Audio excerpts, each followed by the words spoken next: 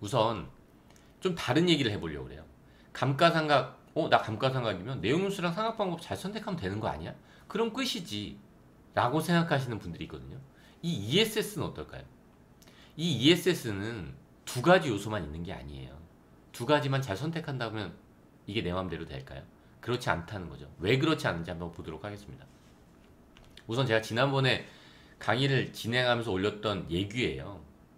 이에 대한 설명 그때 했으니까요. 결국 이 예규의 내용은 뭐냐면요. 토지에 정착된 태양광 설비는 별표 5의 자산으로 봐서 상각 방법과 내용 연수를 적용하라는 거예요. 상각 방법. 이 별표 5에 있는 이 자산이라면 상각 방법을 선택할 수 있었나요? 없었죠. 없었어요. 그럼 내용 연수는 선택할 수 있었나요? 내용 연수는 선택할 수 있었죠. 그렇죠? 별표 5에 여기에 해당되는 자산이라면요. 이게 뭐죠? 건축물이거든요. 건물 및 구축물에 해당하는 자산들은 상각 방법은 선택할 수 없지만 내용 연수는 선택할 수 있다는 게 그 전의 요지였거든요. 그럼 태양광 설비가 다 토지에 정착돼 있나요? 제가 이걸 말씀드렸더니 모든 설비가 다 이렇게 된다고 생각하세요. 제가 이게 너무 많은 실수를 하니까, 그리고 그 금액이 중요하다 보니까 이게 분명 별표 5의 자산으로 적용해서 처리해야 될 부분들이 많이 있습니다 라고 말씀을 드렸던 게 지난번 영상이었던 거예요. 그러면 태양광 발전 설비 모두 동일한 내용 요소와 상각 방법을 적용해야 되나요? 전혀 그렇지 않죠. 태양광 설비에서 차량을 사면 우리 어떻게 할까요? 차량 사는데 20년 처리하나요? 그거 아니잖아요. 모든 업종은 마찬가지예요. 우리가 음식점을 하더라도 마찬가지예요. 음식점에 사용하는 자산이 있고 음식점을 위한 건물이 있는 거예요. 다 다르게 적용하죠. 태양광도 마찬가지라는 거예요. 다 다르게 적용해야 되는 게 너무 당연한 거예요, 사실. 네. 그러면 태양광 설비의 주요 설비인 구조물, 이거는 구축물이잖아요. 그렇죠? 그리고 모듈은 뭘까요? 모듈은 약간 애매한 부분이 있긴 하지만 구조물이 얻는 거잖아요. 근데 그래서 누가 물어봤죠. 결론이 뭐죠? 구축물이죠. 그러면 ESS는 어떨까요? 우리가 상당히 중요한 자산으로 들어올 ESS, 이건 도대체 어떤 내용 요소와 상각 방법을 적용할까요? 이미 설치하고 있는 분들이 있다 보니까 이것도 누가 물어봤어요. 이렇게 ESS 우리 설비를 설치하려고 하는데 이거 감가상각을 도대체 어떻게 적용해야 되나요? 이걸 이해하기가 사실 쉽진 않은데 한번 보면 답변이 뭐죠? 별표 5래요. 별표 5의 자산으로 봐서 상각 방법이랑 상각 내용 요수에 따른 상각률을 적용하래요. 근데 이걸 어디서 많이 봤죠? 어디서 봤죠? 앞에서. 여기서 봤잖아요. 태양광 설비의 감가상각 방법은 별표 5의 자산으로 봐서 감가상각 방법과 내용윤수에 따른 상각률을 적용하래요. 감가상각비를 적용하라는 거잖아요. 답변이 똑같이 나왔죠. 그쵸? 태양광이 있는 구축물에 있는 자산들하고 그리고 그 이외에 ESS가 똑같은 답변을 나왔네요. 아니요, 다른 답변이 나왔어요. 이거는 똑같아요. 원칙은 똑같다는 거예요. 원칙. 별표 5예요. 근데 단서가 있죠. 얘는 이렇게 적용할 수도 있는 거예요. 별표 6을. 하늘과 땅의 차이예요. 이거는. 구축물은 무조건 별표 5의 자산으로 봐서 처리해야 돼요. 별표 5는 뭐죠? 이게 별표 5예요. 근데 별표 6은 뭘까요? 전혀 다른 거거든요. 기준이. 별표 6에 제가 태양광 설비에 해당하는 부분을 제가 일부만 갖고 온 거예요. 이 분류거든요. 태양광들이. 내용수 자체가 일단 전혀 다르잖아요. 그쵸? 선택할 수 있는 범위도 다르죠. 그리고 아주 큰 차이가 하나 있어요. 구축물이라는 거는 상각 방법을 정률법으로 선택할 수 없거든요. 이게 ESS는 이런 단서 조항을 선택할 수 있고, 이 선택할 수 있다면 얘는 내용 연수도 선택할 수 있지만 삼각 방법까지도 선택할 수 있다는 거예요. 엄청 큰 차이예요. 이 삼각 방법 차이는. 이 내용 연수랑 그게 합쳐졌을 때 그 차이는 우리가 생각하는 걸 뛰어넘어요. 제가 그거에 대해서도 숫자로 예를 한번 들어봤는데 뒤에서 우선 그렇게 다르다는 거예요. 근데 이게 자세히 봐야 되는 게 뭐냐면요. 이게 예규예요. 별표 5에 단서 규정이 있어요. 별표 5에 단서 규정을 한번 잠깐 볼게요. 사실 별표 5에도 그 단서 규정은 있었어요. 원래. 얘가 말한 지금 ESS를 물어본 이 답변자가 말한 거의 전제 조건이 이거여서 나온 거예요.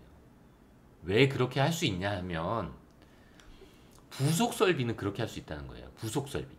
원래 태양광 설비라는 거는 구축물이 메인 구축물 있잖아요. 그럼 다 이렇게 해야 되는 거예요. 그 구축물에 부속된 거는 다. 그런데 그 중에서 부속 설비만 되는 거예요. 부속 설비는 업종별 자산으로 회계 처리한 경우에 별표 6을 적용할 수 있다는 이 단서가 별표 5에 이미 나와 있어요. 근데 모듈은 부속 설비인가요? 아니거든요. 모듈은. 그러니까 결국 구축물을 보지 않고 이 부속 설비로 볼 수 있는 거는 이 별표 6을 적용할 수 있다는 거예요. 그럼 ESS는 그 부속 설비냐? 그 답변이 이건 거예요. 그래, ESS는 부속 설비는 맞게 볼 수 있다는 거예요. 그렇기 때문에 ESS는 원칙적으로 별표 5를 적용해야 되지만 그 단서 조항에 적용될 수 있기 때문에 별표 6을 선택할 수 있다는 거예요. 그렇죠? 근데 사실 이 부분에서 더 중요한 게 있어요. ESS 설치하면 무조건 선택하나요? 무조건 나한테 선택권이 주어지나요? 내가 가만히 앉아 있어서 그냥 ESS를 설치만 해놓으면 난 이 선택권이 나한테 주어질까요? 그렇지 않다는 예규를 하나 제가 보여드리는 거예요. 내가 ESS를 사놓고 그냥 내가 원래대로 회계 처리 그냥 해놓고 하면 안 된다는 거예요. 이거는 감가상각 방법에 대해서 제가 중요성을 말씀드렸고 선택할 수 있잖아요. 내용 연수에 대해서도 사실 선택할 수 있다는 걸 말씀을 드렸었는데 이거 말고 다른 거 하나의 전제 조건을 충족해야지 이 선택권이 내가 가질 수 있다는 거예요. 이 예규가 그거예요. 뭐냐 하면 적어도 네가 부속 설비라는 ESS와 건축물을 구분해둬야지 별표 6을 선택해서 적용할 수 있다는 거예요. 정말 많은 정보를 드리고 있는 거예요, 저도. 그러니까 이렇게 선택할 수 있다는 거예요. 그죠? 이걸 정말 잘 보셔야 돼요. 선택권이 없어지는 게 취득한 사업연도에 내가 잊었다면 그 선택권은 놓친 거예요, 난 이미. 놓쳤는데 난 그렇게 적용하고 있는데 세무서에서 받아주던데. 원칙을 어겼으니까 세무서에서 제대로 된 잣대를 적용한다면 그냥 추징해 갈 수 있겠죠, 이거. 마음 먹으면. 그쵸? 세무 담당자가 마음 먹으면. 이걸 제대로 아는 사람이라면 마음 먹으면 그 세무조사 나가서 바로 추징할 수 있겠죠. 추징되는 세액이 얼마일지 한번 좀 이따 보도록 하고. 그러니까 결국 ESS, 제가 인버터도 예를 들었는데 인버터도 마찬가지예요. 인버터가 뭐 구조물에 붙어 있나요? 그게 아니잖아요. 인버터 떨어져 있거든요. 충분히 부속 설비를 볼 수 있거든요, 사실. 그러니까 이런 것들이 설비들이 좀 더 있어요. 구분하는 경우랑 구분하지 않은 경우를 딱 한번 볼게요. 내가 사업연도 첫 해에 이거를 세무 신고하는 거랑 또 별도인 거예요. 그걸 구분해서 처리해 놓은 거는 이걸 선택할 수 있지만 구분하지 않고 그냥 가만히 있는 사람들은 이거밖에 선택할 수 없는 거예요. 그러면 이렇게 생각하는 분들이 있을 수도 있어요. 그러면 그래 다 구분하지 않으면 그럼 난 그냥 이걸 선택하면 원래 내가 별표 6이어서 선택할 수 있는 부분들은 선택이 된 거 아니냐. 100이라는 자산 중에 만약에 ESS가 50이에요. 100억 중에 50억이 ESS인데 나는 그냥 다 별표 6으로 처리해 놓은 거예요. 그러면 나는 얼마를 잘못한 걸까요?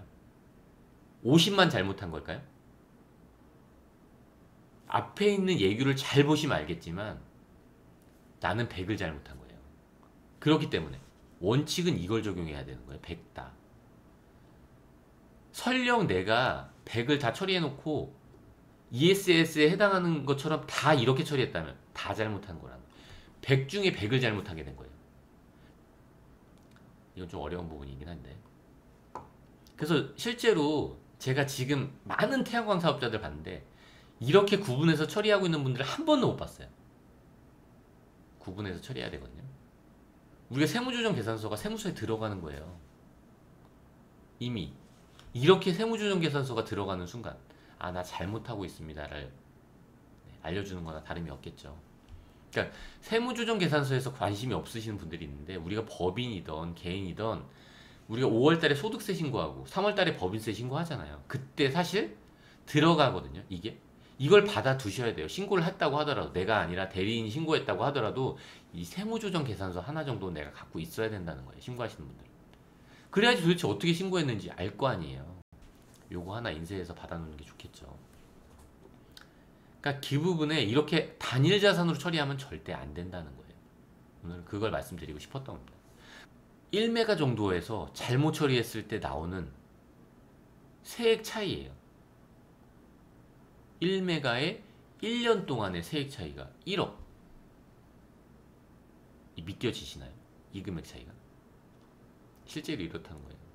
최고와 최소를 제가 비교하긴 한 거예요. 극단적으로. 그때 가산세가 이거라는 거예요. 정말 잘못했을 때, 정말 잘 처리했을 때 가산세 차이예요. 이게 5년간 누적 차이, 물론 5배는 아니에요. 5년간이 누적됐다고 해서 첫 해년도에 가장 크기 때문에 이런 효과가 나오는 거예요. 5년간 누적되면 3억 2천의 효과가 나오겠죠.